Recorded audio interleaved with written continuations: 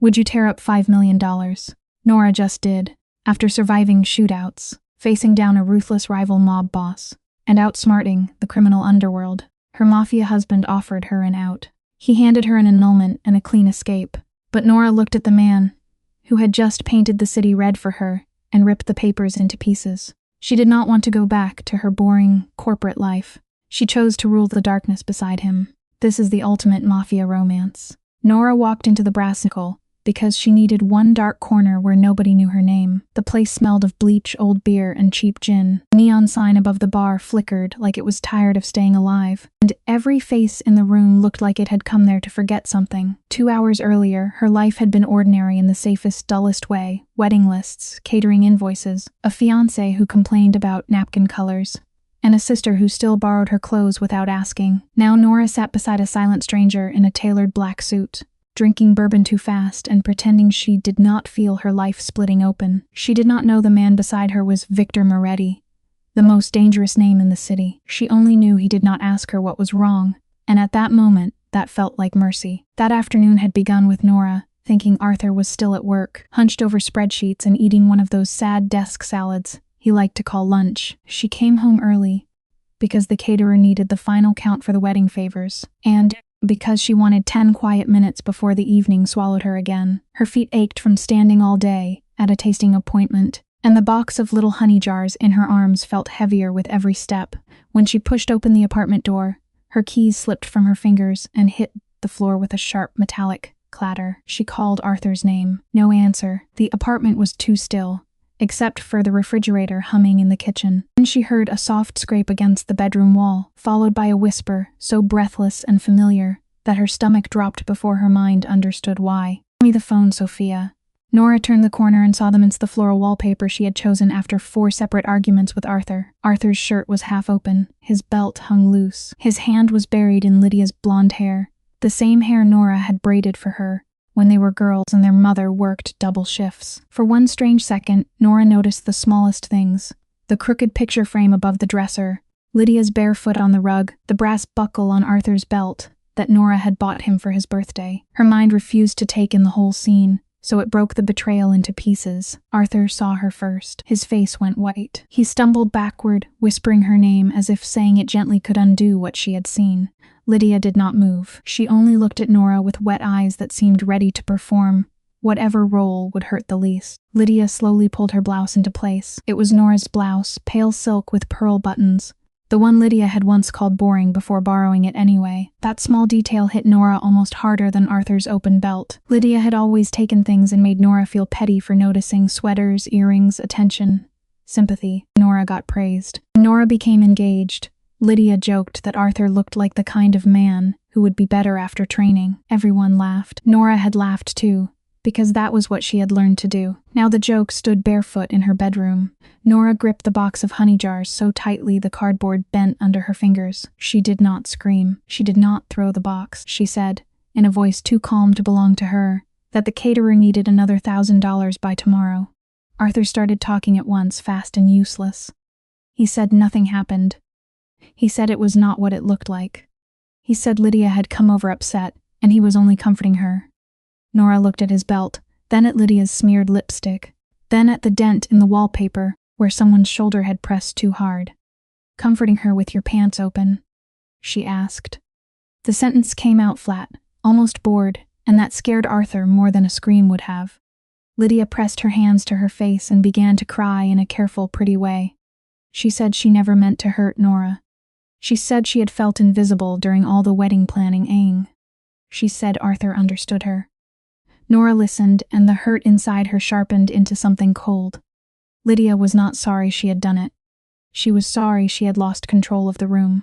The apartment suddenly looked false to Nora. The couch where she and Arthur had watched movies, the framed engagement photo on the shelf, the stack of invitations waiting to be mailed to people who would soon ask questions with hungry eyes. 3 years of shared rent, grocery lists, quiet compromises, and swallowed doubts collapsed into one ugly scene. She set the box of honey jars on the coffee table. The glass clinked softly inside the cardboard. Arthur stepped toward her, one hand raised, his mouth trembling around another excuse. Nora looked at his hand and said if he touched her, she would break his fingers. He stopped. Lydia's crying faltered. Nora took off her engagement ring, but instead of throwing it, she placed it carefully on the table beside the honey jars, and she picked it up again, not because she wanted Arthur, because she knew leaving with it would hurt him more. She told Arthur he could keep the apartment until Monday. Her things would be collected after that. Arthur's face crumpled, and he said they should talk before making decisions. Nora almost laughed. Men like Arthur always wanted conversation after action had already done the talking. Lydia whispered that Nora was being cruel. That finally made Nora look at her. She remembered Lydia at 12 years old, sobbing because Nora had been invited to a birthday party without her. She remembered Lydia at 25 telling their mother that Nora was too controlling about the wedding. She remembered all the little thefts she had forgiven, because family was supposed to mean patience. Nora looked at her sister and felt grief deeper than rage. "No," she said quietly. "Cruel is knowing exactly where to cut." Then she turned and walked out without slamming the door. In the hallway,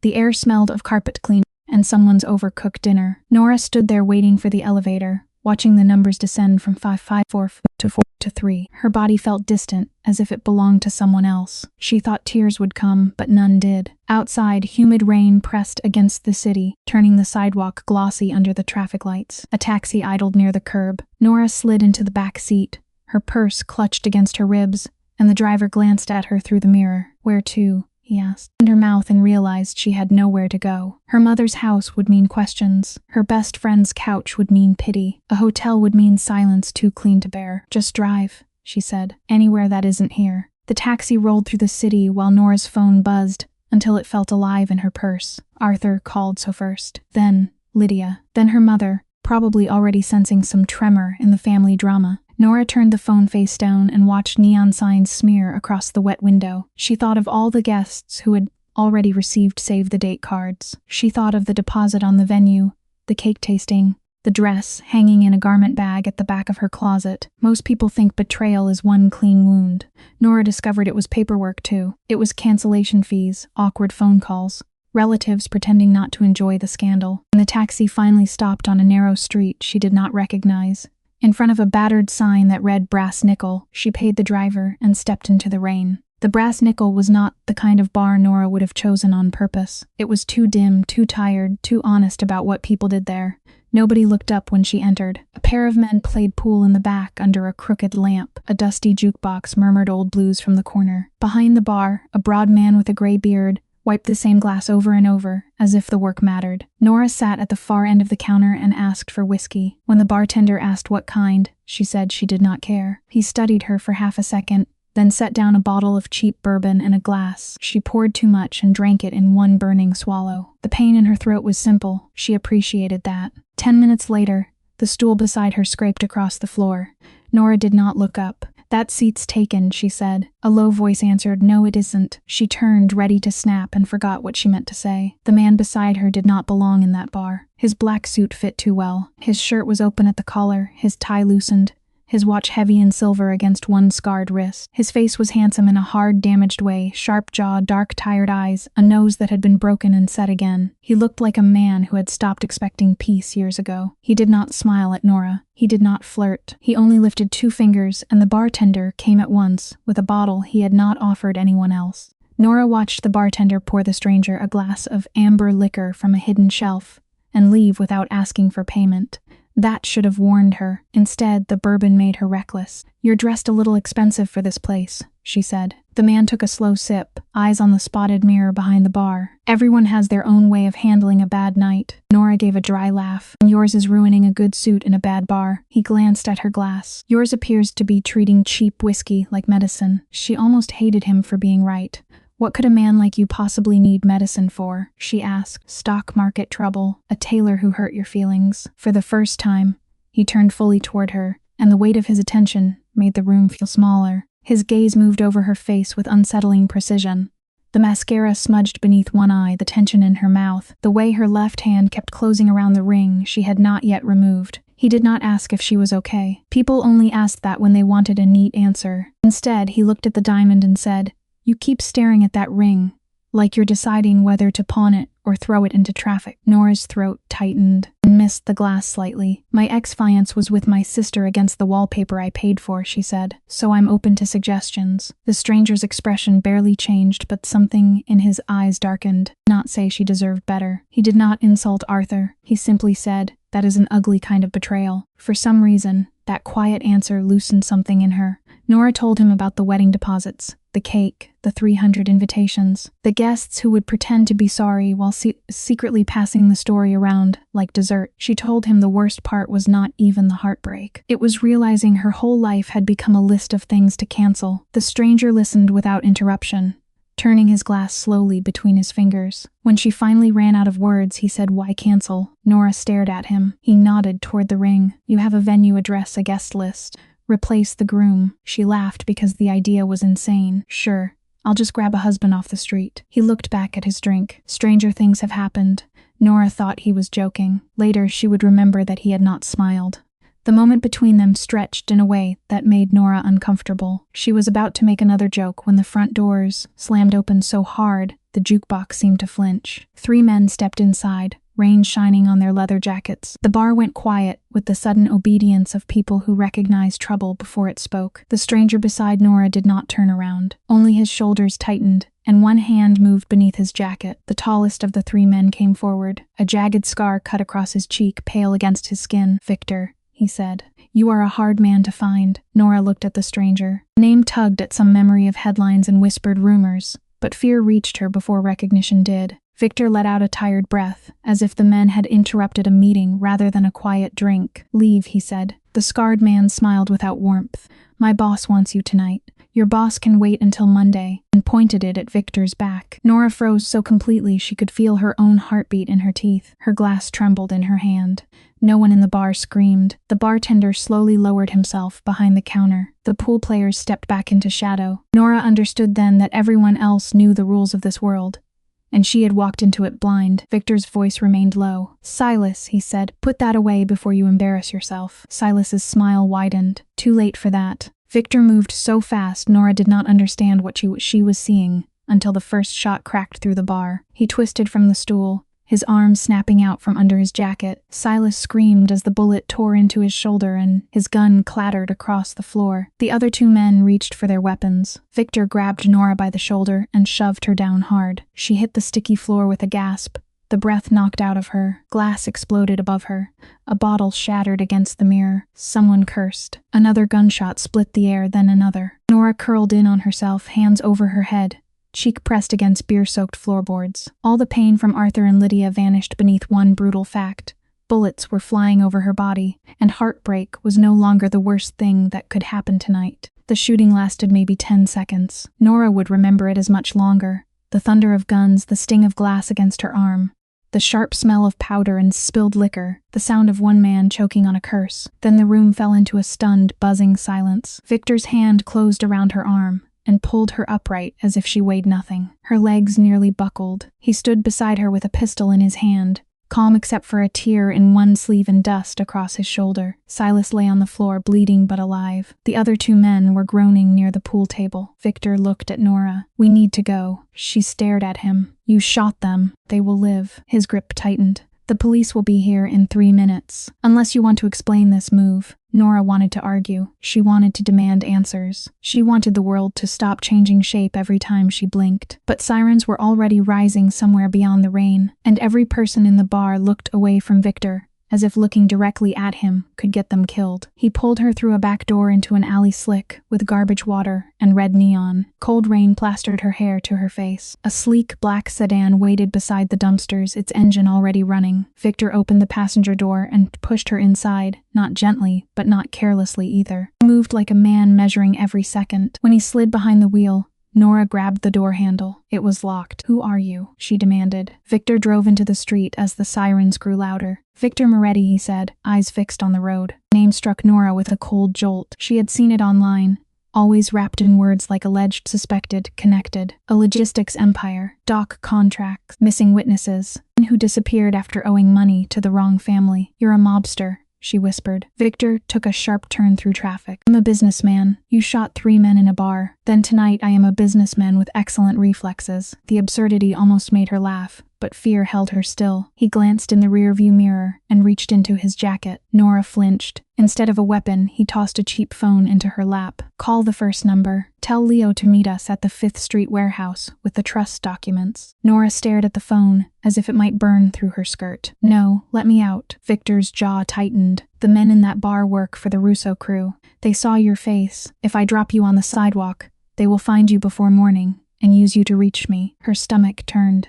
I am a marketing manager. I have a quarterly campaign meeting on Monday. I am not part of whatever this is. You became part of it when you sat beside me. The bluntness of it made her furious. I sat beside you because my fiance was cheating on me with my sister. Victor gave her one quick look, and for a second something like understanding crossed his face. Then it vanished. Then you have had a long night, dial. The man who answered sounded terrified before Nora even spoke. She repeated Victor's instructions, stumbling over the words, trust documents, because they felt ridiculous in her mouth. 10 minutes later, the sedan rolled through a chain-link gate and into a warehouse that smelled of salt, oil, and wet concrete. Shipping crates rose in the shadows. A single bulb swung over a metal desk. A balding man in a rumpled suit paced beside it, clutching a briefcase to his chest. Victor told Nora to stay close. She hated that she obeyed. Her heels clicked across the concrete, each sound too loud. The man hurried toward them. Mr. Moretti, the Russos are moving faster than we expected. If the federal freeze hits before the estate transfer is secured, we lose the docs, the accounts, everything. Victor held out his hand, documents, and pulled out a thick folder, his fingers shaking badly enough to rattle the paper. Then he noticed Nora. Who is she? Victor did not answer. Leo's face crumpled further. The trust is clear. The heir must be married to claim controlling authority. Your father wrote it that way to force stability. You have no wife. The warehouse seemed to go colder. Nora should have stepped back. She should have demanded a ride to a police station. Instead, bourbon, shock, and humiliation formed one reckless thought inside her. Victor needed a wife before morning. She needed Arthur to wake up in a world where she had not been left broken on the floor. She heard herself ask, "How much of a hurry are you in?" Victor looked at her as if he had just discovered a knife hidden in a bouquet. 4 hours, he said. Leo nearly dropped the folder. Absolutely not. Mr. Moretti, she is a stranger. Nora ignored him. If I sign, does it keep those Russo men away from me? Victor stepped closer. He smelled of rain, tobacco, and gun oil. You would have my name. No one touches a Moretti without starting a war, she believed him. That was the frightening part. And Arthur finds out. Victor's mouth hardened. By breakfast, if you want. Nora pictured Arthur's face when he saw her name attached to Victor's. She pictured Lydia realizing she had not destroyed Nora so easily. It was petty. It was reckless. It was the first thing all night that felt like motion instead of collapse.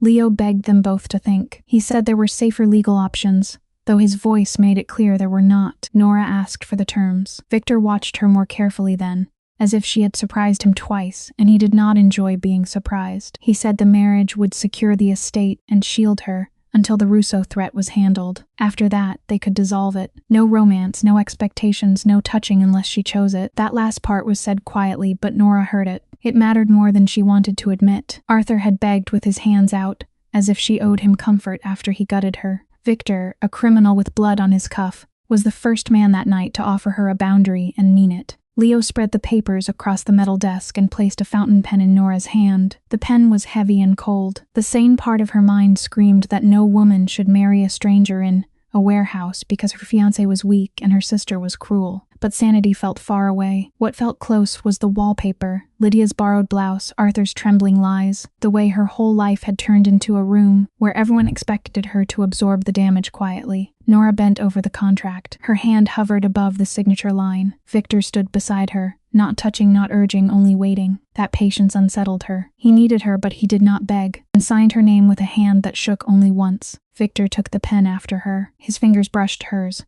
warm and calloused, and for one irrational second, Nora noticed the steadiness of his hand. He signed with a hard, elegant stroke. Leo snatched up the papers as if they might vanish. "I'll file immediately," he said, already sweating through his collar. Nora stared at the ink drying beside her new name, Nora Moretti. It looked like a mistake on a document meant for someone braver, crueler, less breakable. And the adrenaline drained out of her body, so suddenly the room tilted. The bulb above the desk stretched into a white blur. Victor's voice came from far away. Nora, she tried to answer, but her knees folded. The last thing she felt before darkness took her was Victor catching her before she hit the concrete. Morning arrived as a blade of pale light across her eyes. Nora woke in a bed far too large to be hers, beneath crisp sheets that smelled faintly of cedar. Her head throbbed. Her mouth tasted like metal and old bourbon. For a few seconds she lay still, hoping the previous night would rearrange itself into a nightmare. Then the memories returned, Arthur and Lydia against the wall, Victor's pistol smoking in the bar, Leo's trembling hands, her signature beside a stranger's name. Panic lifted her upright. She was wearing an oversized gray shirt that was not hers. She pulled the sheet to her chest and checked herself with shaking hands. Nothing hurt except her head and pride. Whatever had happened while she was unconscious, no one had taken what she had not offered. Victor entered carrying a mug of black coffee. He was freshly dressed in a dark suit, his hair damp from a shower, his face unreadable. He looked less like a man who had survived a shootout than a man annoyed by delayed appointment. Nora gripped the sheet tighter. Did we? She hated herself for not being able to finish. Victor stopped near the bed. No. His answer was immediate. My housekeeper changed you out of wet clothes. She stayed until you were asleep. Nora searched his face for mockery and found none. You fainted after signing a binding marriage contract in a warehouse, he added. Your body made the only reasonable decision of the night, despite everything that almost made her laugh. Almost. Victor set the coffee on the bedside table. Drink. You were unconscious for 9 hours. Nora reached for the mug with both hands, letting the bitter heat steady her. Are the papers real? Filed at 6 this morning. So I actually married you. Yes. She stared into the coffee. And your enemies know. Soon. Wonderful. Her voice sounded thin, but anger was returning, and she trusted anger more than fear. Victor leaned against the doorframe. He explained the situation without decoration. His father's trust had required a married heir. The Russo family had planned to challenge the estate and seize the port assets. Nora's signature had closed the door before they could force it open. He did not bury her in legal details. He told her the important part. She had become useful, visible, and therefore dangerous to his enemies. Nora set the mug down too hard. So I married a criminal empire. Victor's eyes sharpened. You married me. Is there a difference? Sometimes. That answer should not have comforted her, and maybe it did not, but it sounded honest. She asked whether she was his prisoner. Victor said she was his wife, and his wife would be protected inside his estate until the threat passed. Nora laughed once, short and humorless. You really know how to make kidnapping sound formal. Something moved in his expression. Not quite amusement. He told her he could have guards collect her belongings. She refused before he finished. Her laptop, her clothes, her toothbrush, her life, what little remained of it, would not be packed by strangers. While Arthur stood there playing wounded, she was going back herself. Victor said there was no reason to see Arthur again. Nora swung her legs out from under the blanket, her bare feet touching the cold wood. There is every reason. Arthur had taken 3 years from her and expected tears to make him human again. Lydia had carved into old wounds and hidden behind family. Nora would not let either of them remember her as the woman who fled and vanished. Victor watched her in his oversized shirt, with her hair tangled and her makeup ruined. And for the first time his cold certainty seemed to pause. 30 minutes, he said. Shower. Eat something. Then we go. The bathroom was black marble, sharp glass, expensive soap. Nora stood under the hot water until the smell of whiskey and gun smoke faded, though the memories stayed. When she stepped out, clothes waited for her, dark denim, a charcoal sweater, and her own leather boots polished until they shone. Everything fit. That unsettled her more than if nothing had. Downstairs, Victor sat in a kitchen of steel, stone, and dark wood, studying a tablet while two broad men in suits spoke quietly near the entrance. They straightened when Nora appeared. She hated that they looked at her differently now. Not kindly, not rudely, carefully. Victor told her to eat. A slice of toast sat on a plate beside untouched eggs. Nora forced down a bite because fainting twice in front of a crime boss felt like bad strategy. How did you know my size? She asked. Victor did not look up. I employ observant people. He slid the tablet across the table. Read. A city gossip blog filled the screen. The headline claimed Victor Moretti had married a mystery woman overnight to secure his fortune. Nora's full name appeared in the second line. No photo, but enough detail to make her stomach twist. Her mother read that site every morning, with coffee and judgment. Arthur would see it. Lydia would see it. So would the Russos. Nora's phone, now charged, lay beside the tablet. It was flooded with missed calls. Arthur had called 14 times. Lydia 8. Her mother had sent a message asking why Arthur was sobbing, and whether the wedding was still happening. Nora stared at the screen until the words blurred. A day earlier, Arthur's desperation might have pulled her back. Now she saw it for what it was: panic at losing the version of himself she had helped maintain. She typed one message to Arthur: "Pack my things. Do not make a scene." Then she put the phone in her pocket and looked at Victor. He gave a single nod, not approval exactly, but recognition. They left in an armored black vehicle with dark windows. Victor drove himself. One guard sat in the passenger seat, silent as stone. As they approached Nora's brick apartment building, 2 dark sedans idled nearby. Men in suits smoked on the curb, eyes moving over windows and parked cars. Victor said his scouts had secured the street, but she still needed to stay close. Nora almost snapped that she did not need a shadow. Then she saw one of the men touch the inside of his jacket as a stranger crossed the block, and she swallowed the words. They took the stairs because the elevator was slow and exposed. By the 3rd floor, Nora's heart was pounding harder than her footsteps. Her apartment door opened before she could use her key. Arthur stood there with greasy hair, wrinkled clothes, and red eyes. Relief broke across his face when he saw her, too quick and too selfish. He reached for her. Then he saw Victor behind her and stopped with his arms half raised. Victor filled the hallway without needing to move. Arthur's gaze flicked over the suit, the watch, the hard eyes, trying to place him. "Nora," Arthur said, voice cracking. "Please. We need to talk." Victor stepped forward just to force Arthur back into the apartment. "You will speak to my wife with care," he said. Arthur's mouth opened, but no sound came out. Nora walked past Arthur into the apartment. The familiar vanilla candles she used to love were mixed with Lydia's citrus perfume, turning the air sweet and sour. Her home no longer felt like a home. It felt staged by people who had touched everything without permission. Arthur followed her, words spilling out. He said he loved her. He said he had been confused. He said Lydia had manipulated him. That made Nora stop. "Do not blame her to save yourself," she said. Arthur flinched. "You were not drugged. You were not lost. You made a choice with your hand in her hair." The bedroom door creaked open. Lydia stepped out wearing Arthur's old college sweatshirt, her face pale, her hair carefully messy. She looked as if she had spent the morning rehearsing sorrow in the mirror. Lydia whispered Nora's name. Nora did not answer. She remembered the summer they were teenagers, when Lydia had cried because Nora got a scholarship interview, and she did not. She remembered their mother telling Nora to be patient, because Lydia felt things more deeply. Nora had spent her whole life making herself smaller so Lydia would not feel left behind. Now Lydia stood in Nora's bedroom wearing Arthur's shirt, and still somehow expecting to be comforted. "I didn't plan this," Lydia said. "It just happened." Nora looked at her sister for a long moment. "No, storms happen. Accidents happen. You walked into my home, wore my clothes, and touched the man I was going to marry. That took steps." Lydia's face crumpled, but this time Nora did not soften. 2 of Victor's men entered and began packing with quiet efficiency. They folded Nora's clothes, unplugged her laptop, wrapped her books, and moved around Arthur and Lydia as if they were furniture. Arthur tried to block one of them near the hallway. Victor's voice stopped him before his hand landed. "I would not do that." It was not loud. That made it worse. Arthur turned pale and stepped back. Nora moved through the apartment, choosing what mattered: laptop, passport, her grandmother's ring, a stack of notebooks, a mug she used every morning. She left behind the framed engagement photo, the wedding magazines, the half-finished seating chart. Each abandoned object felt like a thread cut cleanly. She had expected leaving to feel dramatic. Instead, it felt practical, and that hurt in a different way. Near the coffee table, Nora saw a photo in a silver frame. She and Lydia were teenagers on a beach, wind tangling their hair, both laughing so hard their eyes were closed.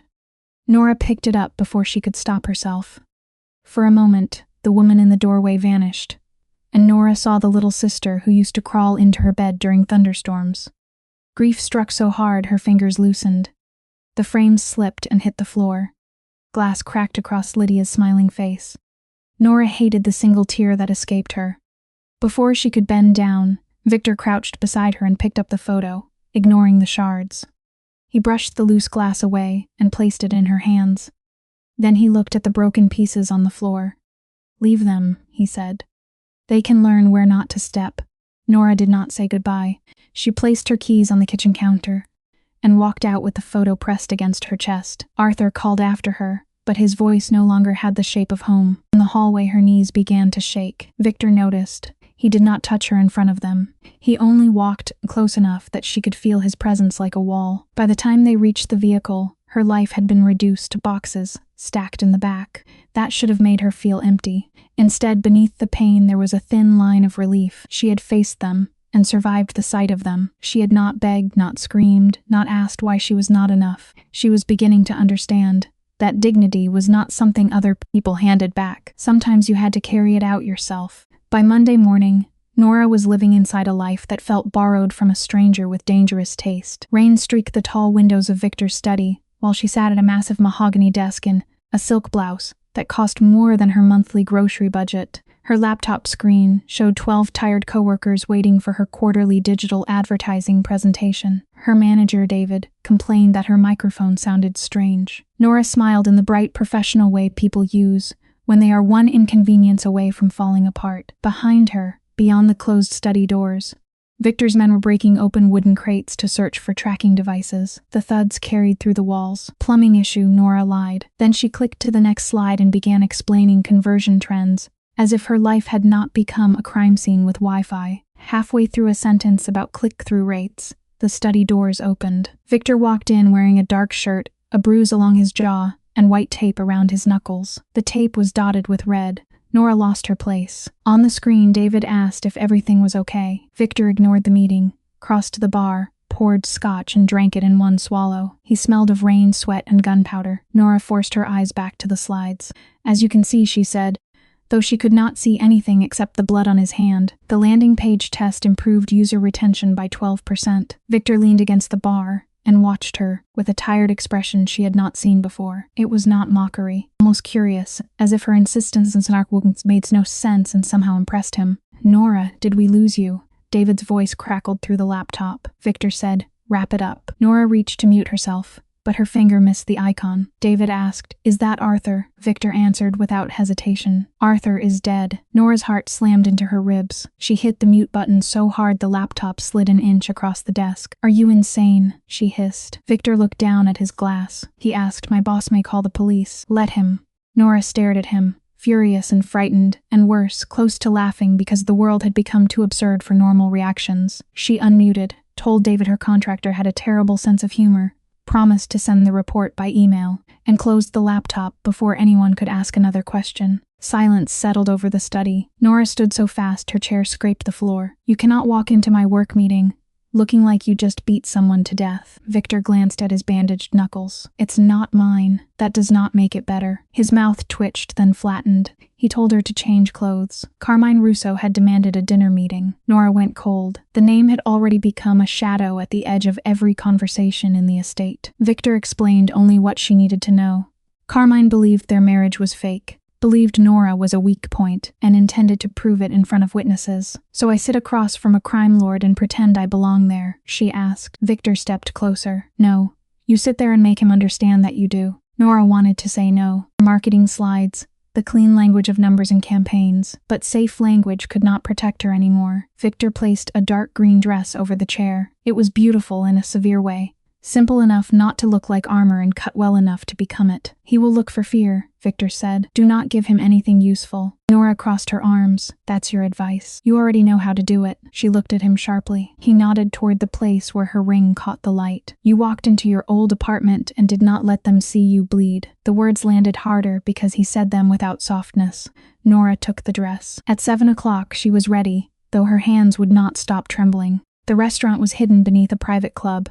All red velvet, low light, and men with quiet eyes near every exit. Nora sat beside Victor under a chandelier that made her diamond ring flash like a warning. She wished he had chosen a smaller stone. Victor had said visibility mattered. Nora had replied that targets were also visible. He had not disagreed. Carmine Russo entered with 2 guards, and the slow confidence of a man used to rooms bending around him. He was silver-haired, elegant, and dry-eyed, wearing an expensive suit that could not soften the violence in his face. He kissed the air near Nora's hand without touching her. "Mrs. Moretti," he said, making the title sound like an accusation. Nora smiled because Victor had told her not to show fear, and because she refused to give Carmine the satisfaction of seeing it. Dinner began with lies dressed as politeness. Carmine asked about Nora's work, her family, her sudden marriage. He mentioned marketing children if it were hobby health used to feel important. Nora answered evenly. She told him risk management was not so different across industries.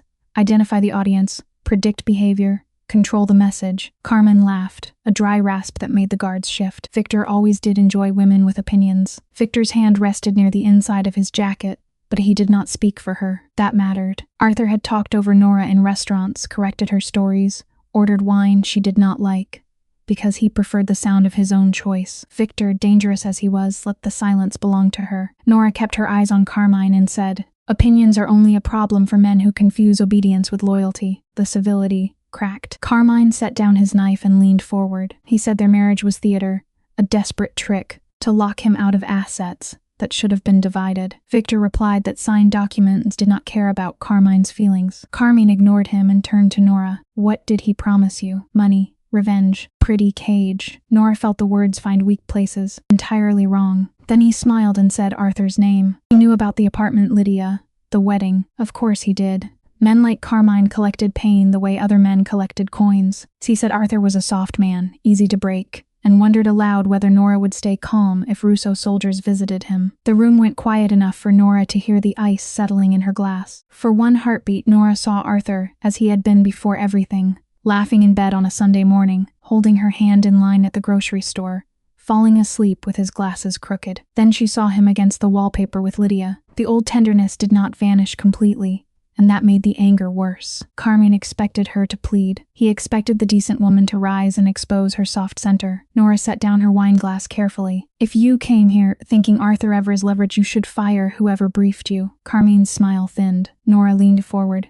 Her voice did not shake. "Arthur lost the right to be my weakness when he chose my sister in my bedroom. Do whatever you came to threaten. Scare him. Make him cry. He has already shown me how little his comfort is worth." Carmine stared at her, caught between surprise and irritation. Nora was not finished. "But understand something," she said. "If you touch him because of me, that is not power. That is you cleaning up a mess I already walked away from." Victor began to laugh beside her, low and dark, not because it was funny, but because the shape of the room had changed. Carmine had reached for a chain and found it cut. Victor's amusement faded into something colder. He told Carmine that if a single crate on the Moretti docks went missing, if a single accountant moved a single dollar without permission, Carmine would not have enough men to carry what remained of his pride home. Carmine rose furious, warning them the board would expose the marriage and claw back every dollar. Nora did not look away.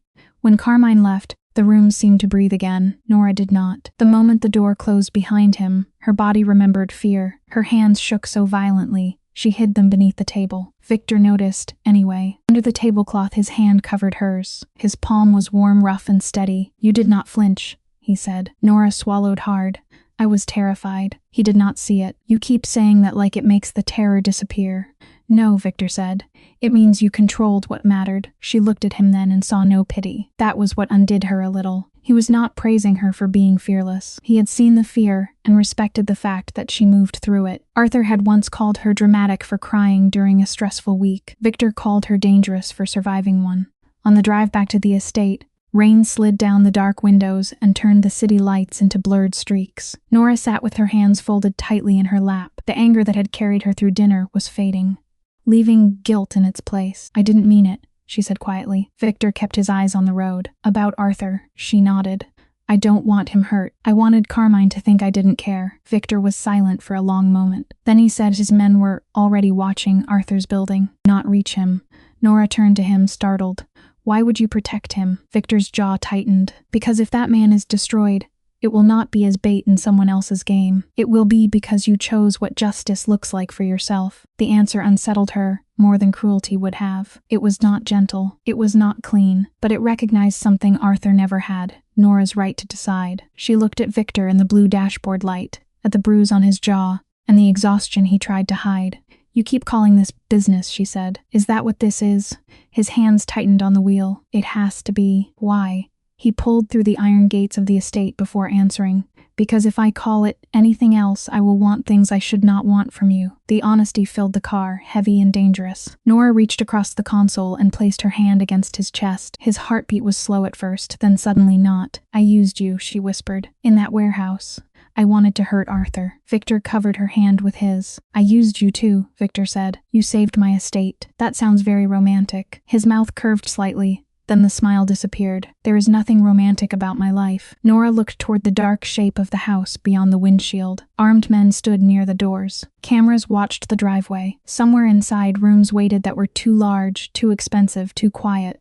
Maybe not, she said, but you have been more honest with me in 3 days than Arthur was in 3 years. Victor turned his head slowly. Nora, he said her name like a warning. She did not move away. His hand slid to the back of her neck, giving her time to stop him. She did not. When he kissed her, it was not soft. It tasted of scotch, rain, and every word they had refused to say. The kiss broke something open that had been waiting beneath fear. Nora clutched Victor's coat, and he pulled her across the console as if restraint had finally failed him. For a few seconds there was no Arthur, no Lydia, no Russo family, trust documents, no ruined wedding, and the terrifying relief of wanting something that was not part of her old life. Then Victor stopped first. He rested his forehead against hers, breathing hard, his eyes closed. "This complicates things," he said. Nora almost laughed. More than the warehouse marriage. His expression remained severe, but his thumb moved once against her jaw. A small, unconscious gesture that felt more intimate than the kiss. "I do not let go easily," he said. Nora believed him. The frightening part was that she was no longer sure she wanted him to. Over the next 2 weeks, the estate became less like a prison and more like a battlefield where Nora had been given a desk. She still attended meetings, answered emails, and corrected campaign language.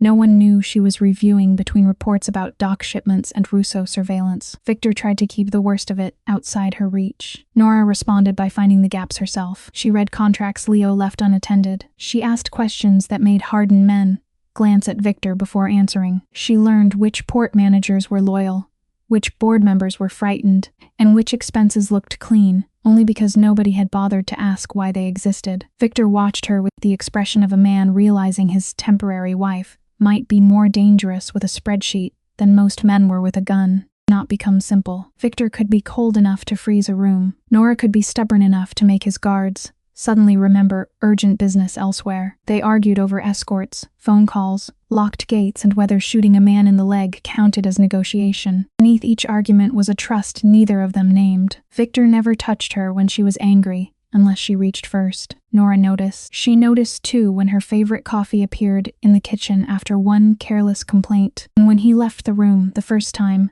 tears caught her off guard. Because he understood, she hated being watched while breaking. It was not tenderness the way she had once imagined it. It was rougher, quieter, and harder to dismiss. Then Carmine struck back in the one place Victor could not guard with guns. A gossip site published a leaked story about Nora. The jilted bride, the betrayed sister, the woman who married a mob boss overnight for revenge and money. They attached old engagement photos, Lydia's name, Arthur's job, even the venue Nora had canceled. Her mother called 21 times before noon. David from work sent one careful message asking whether she needed leave. Nora sat in Victor's library with the article open on her laptop, feeling every private wound turned into public entertainment. Carmine had not touched Arthur. He had done something smarter. He had tried to make Nora ashamed of surviving. Lydia called that afternoon.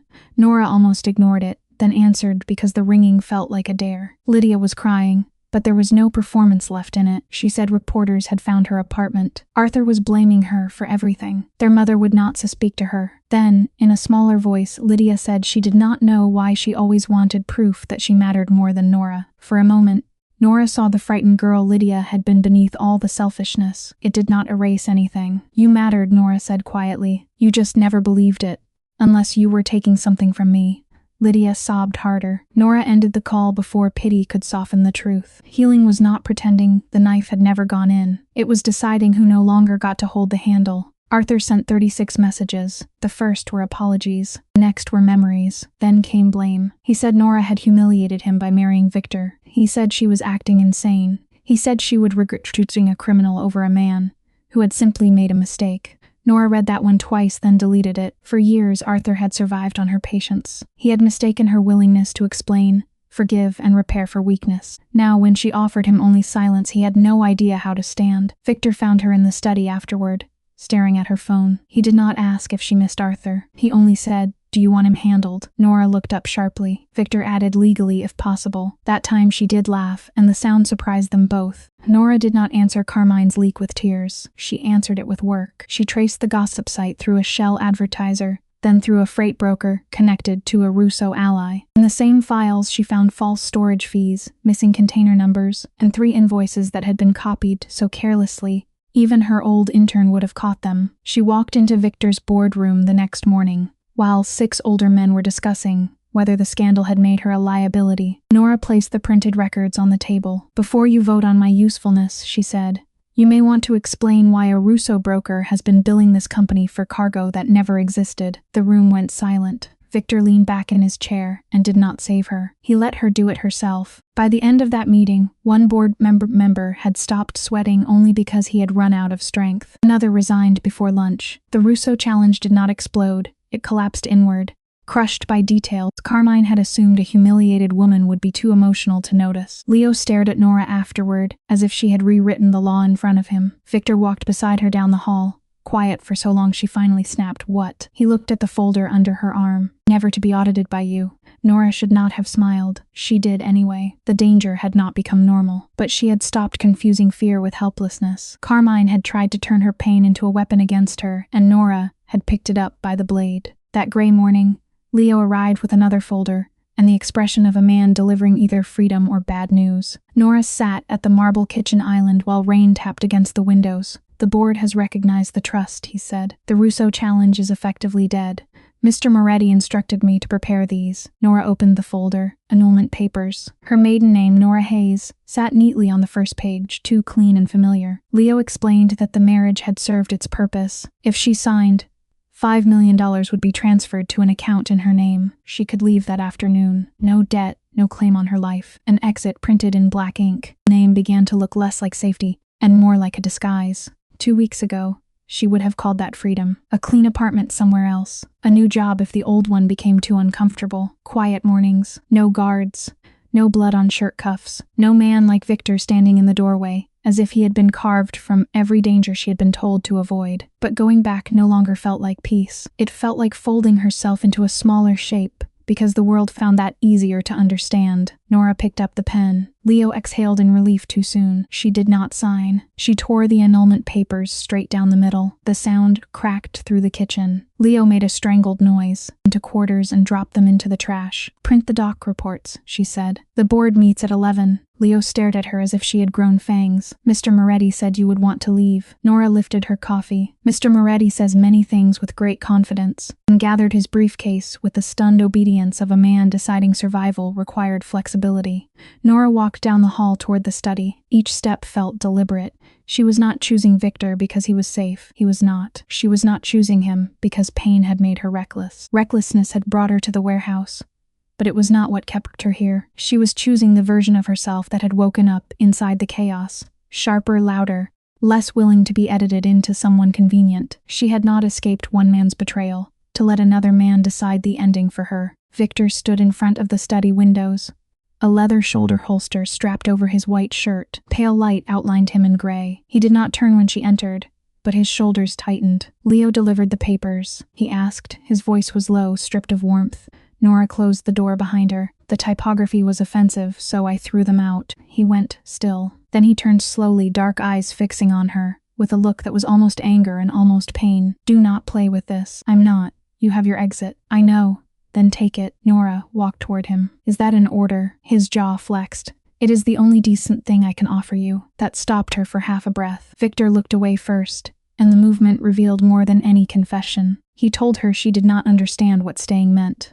There would be blood, enemies, rooms where men smiled while deciding who should disappear. There would be days when she hated him, and days when he deserved it. Nora listened without interrupting. The warning mattered because it was honest. Arthur had promised a life he could not keep. Victor promised danger and looked ashamed. That part of him still wanted her beside him in it. "You think I want a fairy tale?" Nora asked. "I want a choice that belongs to me." She stepped close enough to touch the open collar of his shirt. "My old life made me feel invisible. With you I am terrified half the time. Furious the rest, but I am in the room. I have a voice. I hold the pen. Do not hand me freedom like another decision made without me." Victor's face changed then. The cold mask did not vanish, but it cracked at the edges. "You should want better than me," he said. Nora gave a tired smile. "I did. His name was Arthur, and he was worse in more ordinary ways." That drew a low sound from Victor, almost a laugh, almost a warning. Nora slid her palm beneath his collar and felt his heartbeat hammering against her hand. "I'm not staying to be kept," she said.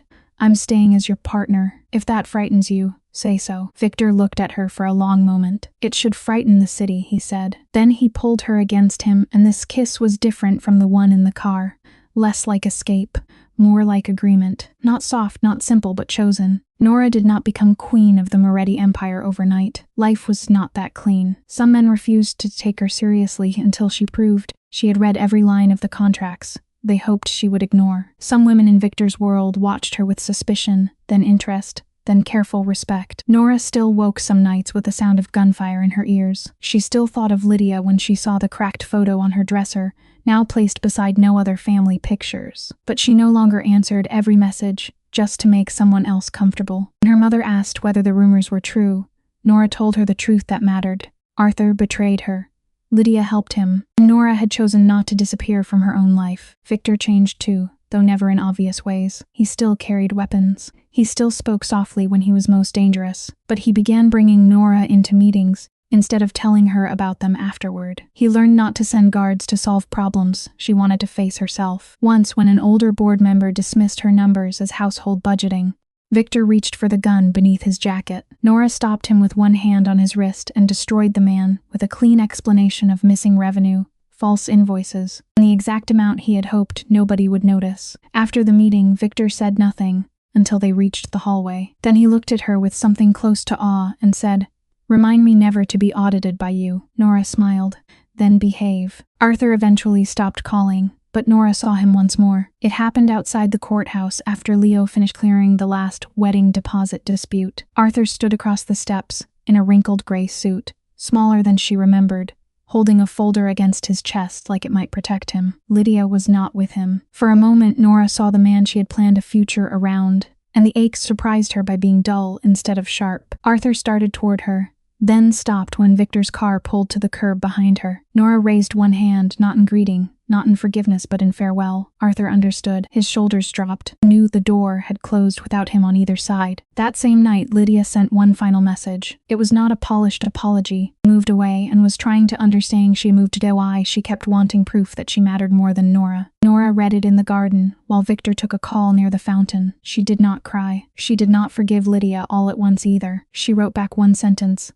"I hope you become someone who no longer needs to take from other people to feel real." Then she put the phone down. Some doors do not slam shut. Some close quietly because your hand is finally steady enough to release the handle. When Victor returned, he asked if she was all right. Nora said yes, and for once the word felt true. The city never stopped being dangerous. Carmine Russo did not vanish, men like him rarely do. But he learned to approach the Moretti name more carefully, after Nora exposed enough of his side deals to make his own allies nervous. The gossip blogs moved on to other scandals, though occasionally an old photo of Victor and Nora leaving some private dinner would appear with dramatic speculation. Nora's former co-workers whispered. Her mother disapproved in long theatrical silences. None of it broke her.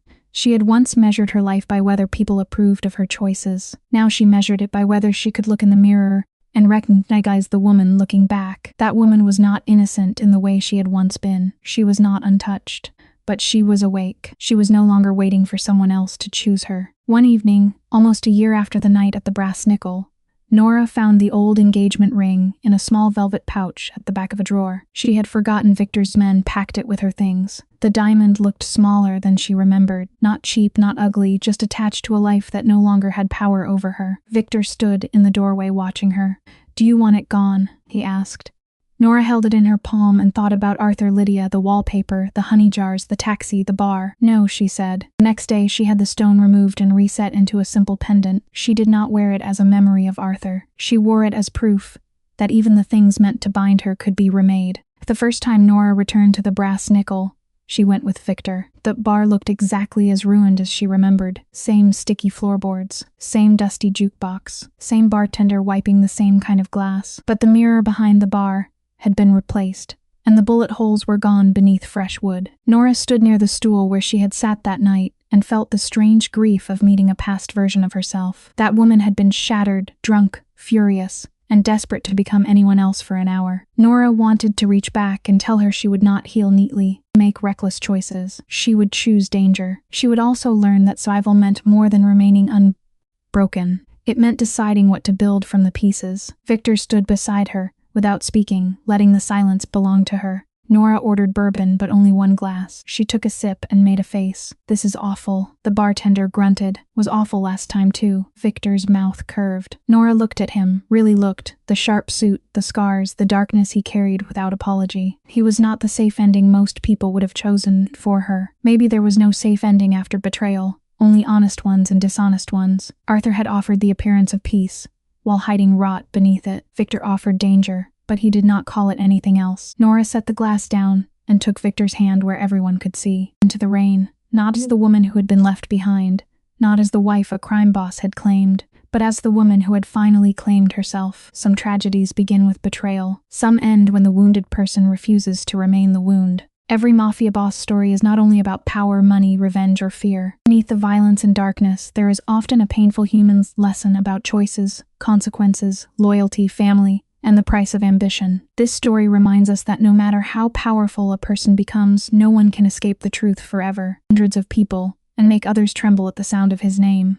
But if his heart is empty, his victory is never complete. The mafia boss in this story represents a man who built his life on control. He believed that fear was stronger than love, that silence was safer than honesty, and that power could protect him from pain. For years, he may have won every battle in the streets, in business, and among his enemies. But the most important battle was never outside him. It was inside his own heart. That is where he truly lost himself. One of the most meaningful lessons from this story is that power without morality becomes a prison. Many people dream of becoming rich, respected, or feared. They think success means having control over others. But real success is not measured by how many people obey you. It is measured by how many lives you protect, how much peace you create, and how much good remains after you are gone. The mafia boss had money, influence, and protection, but he did not have peace. His life shows us that a person can be surrounded by luxury and still feel completely alone. Another important lesson is that loyalty is valuable, but blind loyalty can destroy lives. In the world of crime, loyalty is often treated like the highest law. People are expected to follow orders without question. Never mean giving up your conscience. A loyal person does not simply protect someone's secrets. A loyal person also has the courage to stop someone from destroying themselves. This story teaches us that loyalty without honesty is dangerous. Real loyalty should be connected to truth, respect, and moral responsibility. The story also shows the heavy cost of revenge. Revenge often feels powerful in the beginning.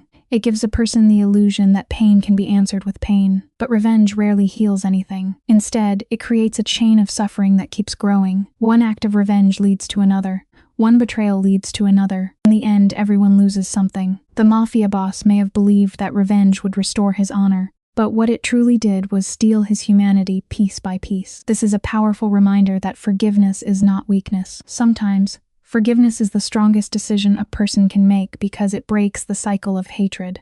Family is another central lesson in this kind of story. Many mafia bosses claim they do everything for family. They say they commit crimes to protect the people they love. But protection without honesty can become another form of harm. A family does not only need money or security. A family needs trust, emotional safety, and love that is not poisoned by fear. If a father, husband, brother, or son becomes powerful but loses the ability to show tenderness, then his family may live in a beautiful house, but still feel trapped inside it.